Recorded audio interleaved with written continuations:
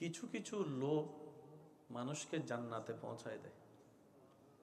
সুবহানাল্লাহ করে যায় বলি, আর একটু আস্তে বলি। কিছু কিছু লোক মানুষকে জান্নাতে পৌঁছায় দেয়। তাহাজ্জুদ নামাজ পড়ার লোক, কোরআন তেলাওয়াত করার লোক, গোপনে দান করার লোক, অভাবীকে সাহায্য করার লোক, ক্ষুধার্তকে খানা খাওয়ানোর লোক, তৃষ্ণার্তকে পানি পান করানোর লোক, এতিমের মাথায় হাত বুলিয়ে তার সহযোগী হওয়ার লোক, গরিব আত্মীয় স্বজনকে গোপনে গোপনে দান করার লোক, আল্লাহ আল্লাহ জিকির করার লোক, নবীর প্রেম সাগরে ডুবুরি হয়ে নবীর প্রেমিক হওয়ার লোক। তো কিছু কিছু লোভ আছে যেটা মানুষকে জান্নাতের রাস্তায় সাহায্য করে। যে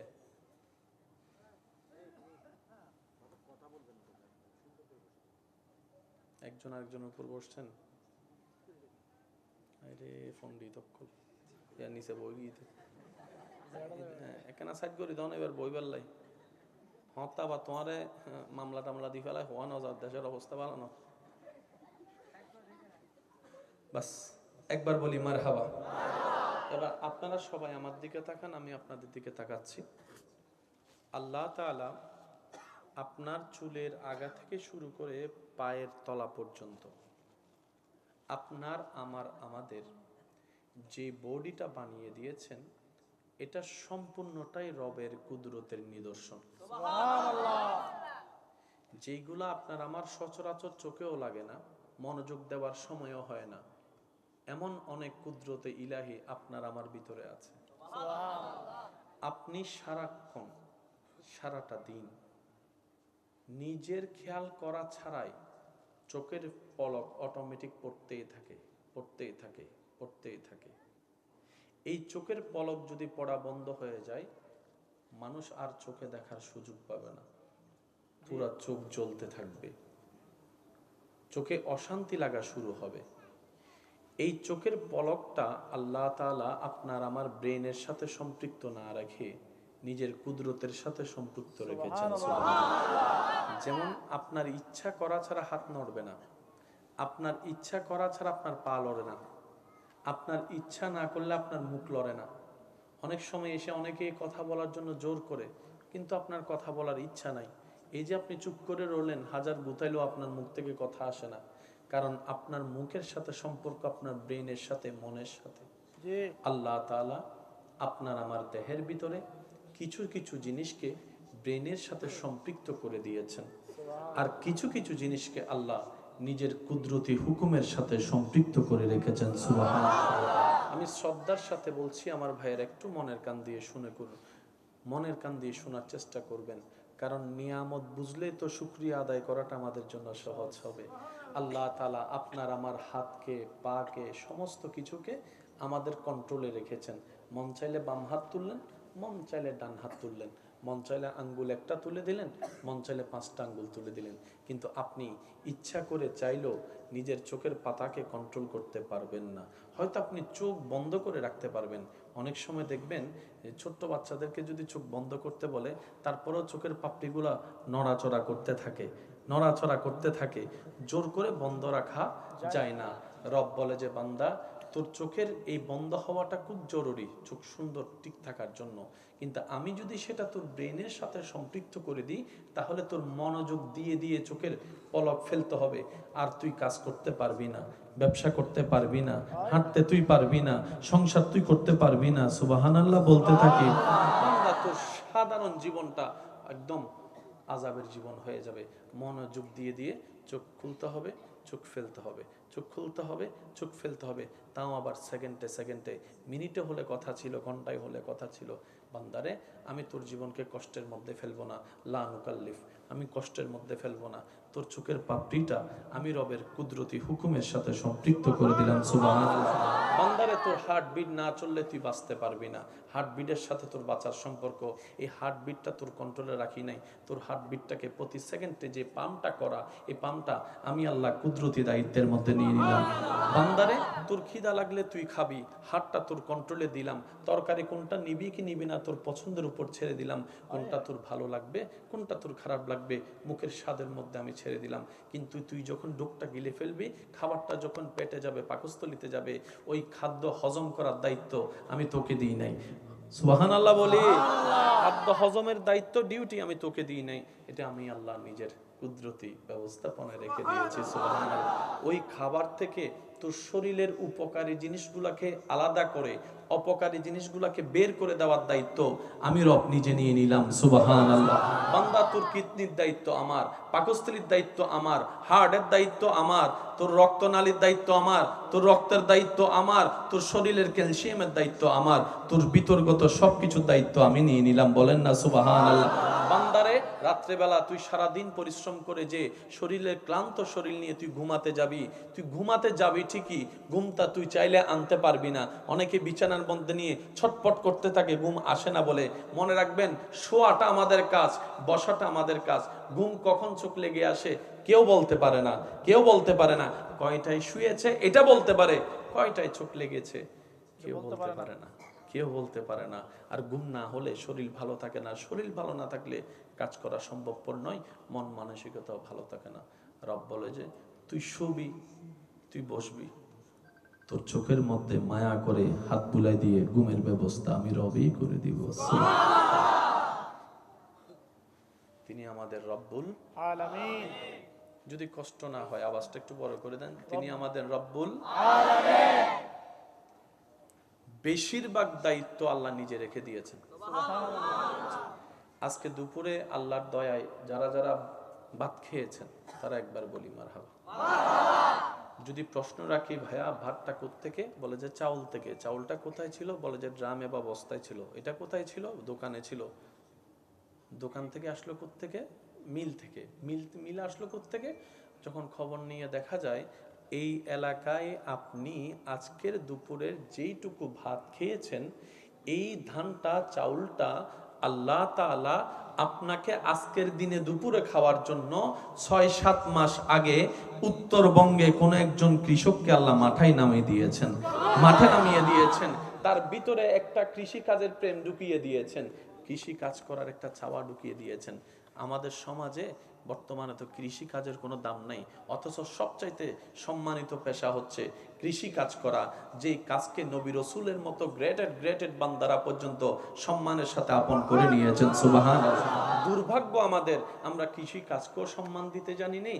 যারা কৃষক করে আমাদের জন্য ফসল উৎপাদন করে তাদেরকেও আমরা মূল্যায়ন দিতে জানিনি, যার কারণে দিন দিন কৃষি কাজ থেকে মানুষ সরে যাচ্ছে। আপনার কাপড় একটা দিয়ে তো আপনি 1 সপ্তাহ, 1 মাস, 1 বছরও চলতে পারবেন, কিন্তু খাবার ছাড়া তো আপনি 2টা দিনও 3টা দিনও চলতে পারবেন না।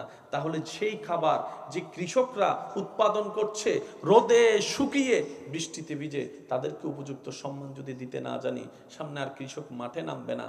যার ফলে দেখা যাবে আমাদের এই পৃথিবীতে খাদ্য সংকট দেখা যাবে, খাদ্য সংকট দেখা যাবে। কারণ রোপণ করলে তো হয় না, রোপণের একটা সিস্টেম আছে যেটা আপনি আমি জানি না, কৃষকরা জানে। ওনারা আকাশ দেখলে বুঝতে পারে, মাটি দেখলে বুঝতে পারে, বীজ দেখলে বুঝতে পারে। এটা রব তাদেরকে সে কোয়ালিটি দান করেছেন। ওই কৃষকদেরকে মূল্যায়ন করার যথেষ্ট দরকার এবং কর্তব্য বর্তমান সময়ে আমাদের। আল্লাহ আমাদেরকে বুঝার তৌফিক দান করুন। ইমানদার ভাই একটু মনোযোগ দিয়ে শ্রবণ করবেন। আপনাকে আজকের দিনে দুপুরে আপনার যে খিদা লাগবে, আপনি চিন্তা করছেন 12টা বাজে, খাইছেন 2টা বাজে, কিন্তু আপনার রব আপনাকে এই জিনিসটা করানোর জন্য, খাওয়ানোর জন্য 650, 6 মাস 7 মাস আগে কৃষক নামাই দিছে। ও কৃষক নাম, ধান লাগা, আমার বান্দা খাবে তো, আর রিজিকের দায়িত্বটা তো আমি নিয়েছি, সেজন্য আমি সবকিছু ব্যবস্থা করে দিই। সুবহানাল্লাহ। এবার আওয়াজ দিয়ে বলুন তো, রিজিকের মালিক কে? সম্মান দেওয়ার মালিক আল্লাহ, হায়াতের মালিক আল্লাহ, মওতের মালিক আল্লাহ, ধন সম্পদ দেওয়ার মালিক আল্লাহ, জ্ঞান দেওয়ার মালিক আল্লাহ, সুস্থতা দেওয়ার মালিক আল্লাহ, শক্তি দেওয়ার মালিক আল্লাহ, ওই আল্লাহ আছে না নাই? দেখে কি দেখে না? শুনে কি শুনে না? দিতে পারে কি পারে না? নিতে পারে কি পারে না? বিচার করতে পারে কি পারে না? রহমত করতে পারে কি পারে না? দেখে কি দেখে না?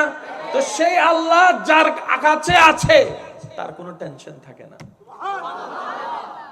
টেনশন কাদের? যাদের মনে সেই বিশ্বাসটা নাই তারা টেনশন করে, আর যাদের মনে সেই বিশ্বাসটা আছে আমার আল্লাহ আছে, সুবহানাল্লাহ, রব তাদেরকে নিরাশ করে না। তাদের বিশ্বাস অনুযায়ী আল্লাহ তাদেরকে দয়া করে গর্ত থেকে মাটিতে তুলে হাঁটার ব্যবস্থা করে দেন, সুবহানাল্লাহ। আর একটু জোরে বলি সুবহানাল্লাহ। আল্লাহ পাক আমাদের সবাইকে সেই বিশ্বাসী ওয়ালা গ্রেটেড বান্দাদের ভিতরে আমাদেরকেও শামিল হয়ে থাকার তৌফিক দান করুন, আমিন। এবার আসুন ভাইয়েরা, সারা দিন কাজ করলে যদি কষ্ট না হয় একটু মনোযোগ দিবেন ভাইয়া। বর্তমান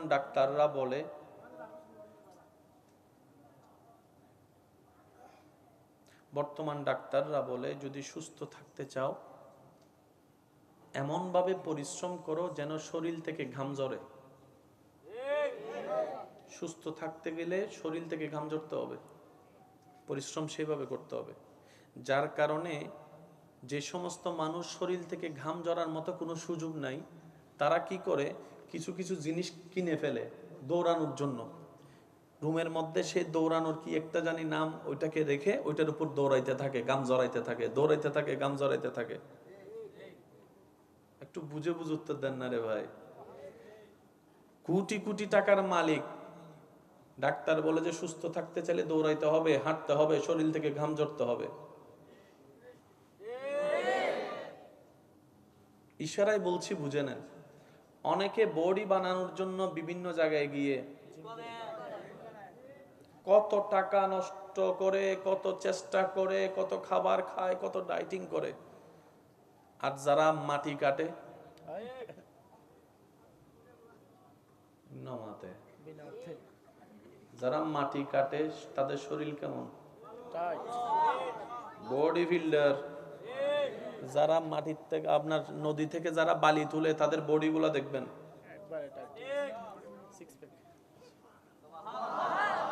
হয় নাই? আরো জোরে সুবহানাল্লাহ। আমি কোনোটাকে খাটো কোনোটাকে বড় করছি না, আমি শুধু রিয়েলিটি বোঝাতে চাচ্ছি। ফার্মের গুলাও মুরগি, দেশি গুলাও মুরগি।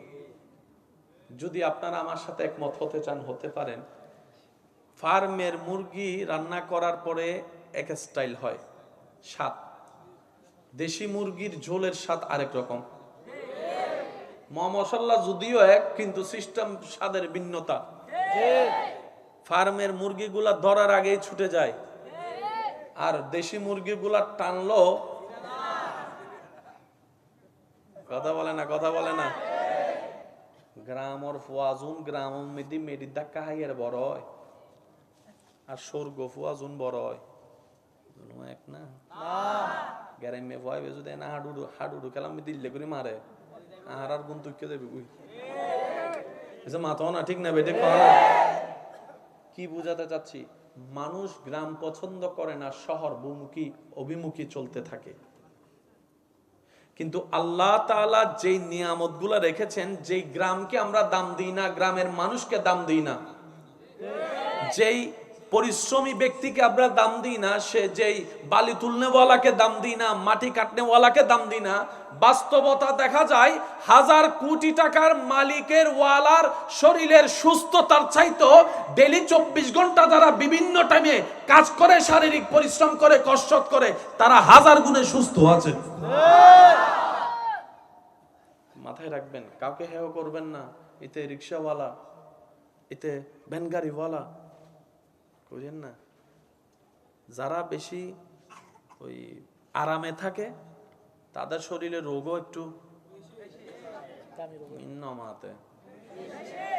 যারা একটু বেশি আরামে থাকে শরীরটাকে, এখানে এখানে এখানে কোনো কসরত নাই, তাদের শরীরটা কেমন জানি ফার্মের মুরগির মতো হয়ে যায়।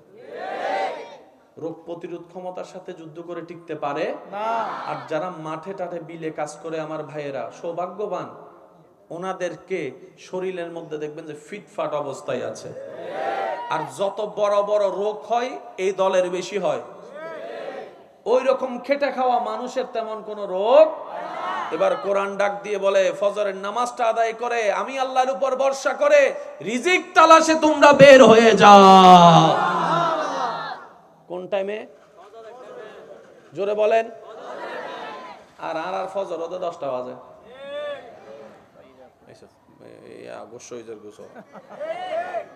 আর ফজর ওদের 10টা 11টা বাজে আল্লাহ দিলে, ঠিক না? আল্লাহ আর নিয়ামত দান করো। মন খুলে দরুদ শরীফ পড়েন, আল্লাহুম্মা সাল্লি আলা। জি না না আলহামদুলিল্লাহ। ওয়ালা আলি সাইয়্যিদিনা। আমার সোনার মদিনা, আমার প্রাণের মদিনা, সব ভুলিব কিন্তু তোমায় ভুলতে ভুলিনি, ভুলব না, ভুলতে পারি না, ভুলিনি, ভুলব না, ভুলতে পারি না, সব ভুলিব কিন্তু তোমায় ভুলতে পারি না। আমার সোনার মদিনা, আমার প্রাণের মদিনা, সব ভুলিব কিন্তু তোমায় ভুলতে পারি না। একবার মোহাব্বতের আওয়াজে বলেন আলহামদুলিল্লাহ।